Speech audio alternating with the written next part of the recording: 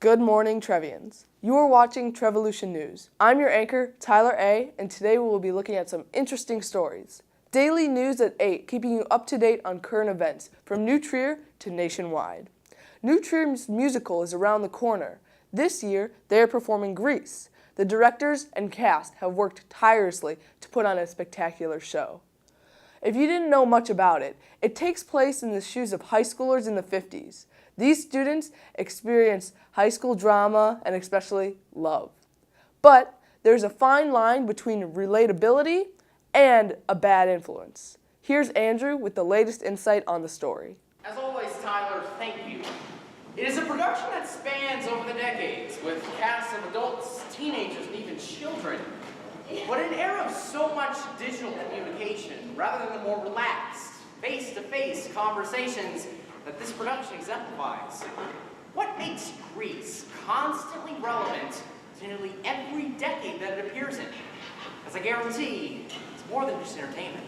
From the moment students walk through the doors of the rehearsal room, each is engaged in the full theatrical experience, working closely with directors, student assistants, choreographers, and other cast members just like themselves.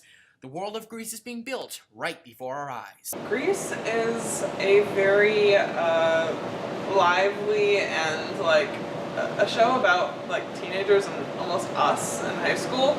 And I mean, they have different problems, but also very similar problems to what we all have. By being in Grease, we kind of learn from the teenagers in the show, and we learn kind of how to deal with the same problems, the same issues. Peer pressure, finding who you are as a person, trying to fit in, romance. Yeah. Teenagers today still drink and smoke, and there's still bullying that occurs at New Trier today.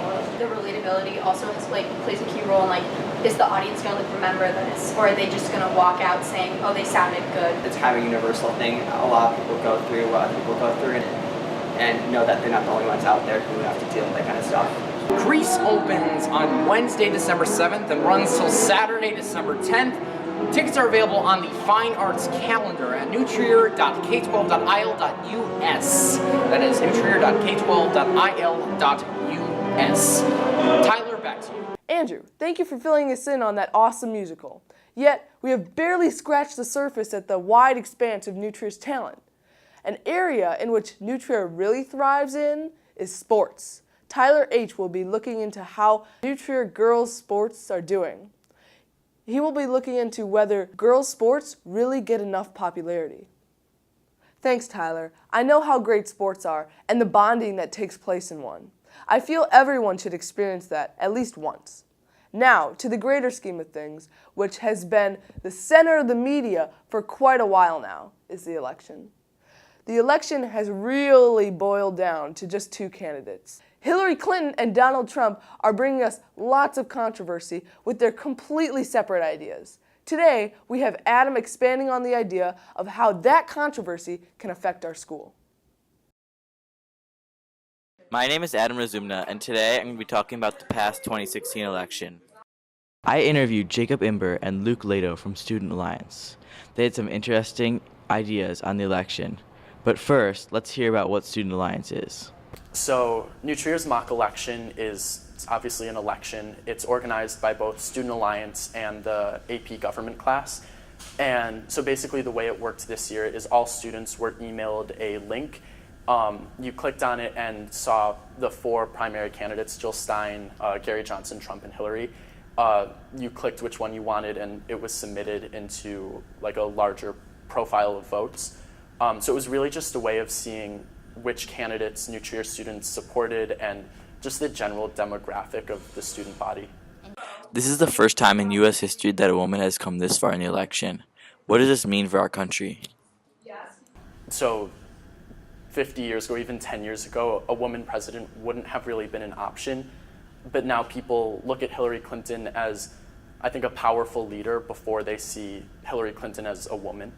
It shows that our country has come a long ways from just women not being allowed to vote, and now look at our women is running for presidency. I think that's an amazing thing, and I feel like it's starting to show that gender is really not a question.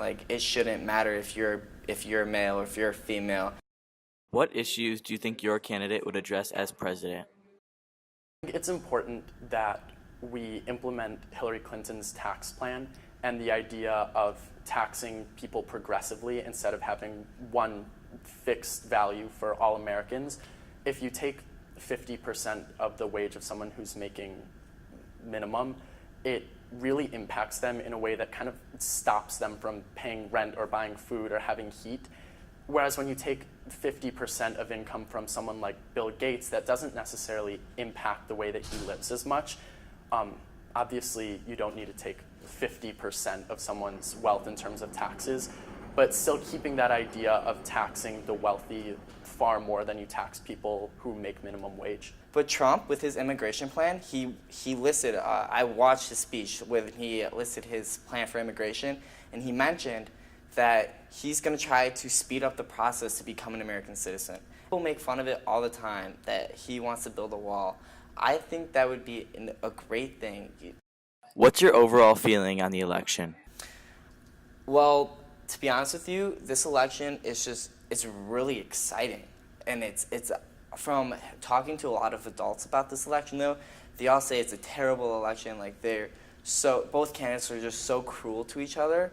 And I think it's really interesting that this is an election where I'm mature enough and really able to understand. And, like, I think it's really cool that, like, I'm experiencing an election that no one really has ever experienced either. So it's not like I'm behind, like it's a casual election. Like, I'm in the same boat as an adult who has never seen an election like this, and it's really interesting. I think both candidates have kind of lost a sense of respect for the American election system. To be honest, I don't care what they disagree on. I don't care whose family said whatever about the other's family. At a certain point, they're both invested in this election because they want what's best for the country, and both of them have kind of forgotten that. When you look at the ads that they run, or even just the things that they say to one another, those aren't things that I think I would ever say to someone or that someone would ever say to me. So it's definitely scary that the two people one of whom will be president, that they're talking to each other in that way. Thanks for watching. Now let's get back to Tyler for the rest of the news. Back to you, Tyler. Thank you, Adam. Well, that wraps up the news for today. From New Trier to nationwide, we bring it to you here at Trev News. Thank you for tuning in. Our quote for the day is, when you're writing the story of your life, don't let someone else hold the pen. Remember that, and have a great day.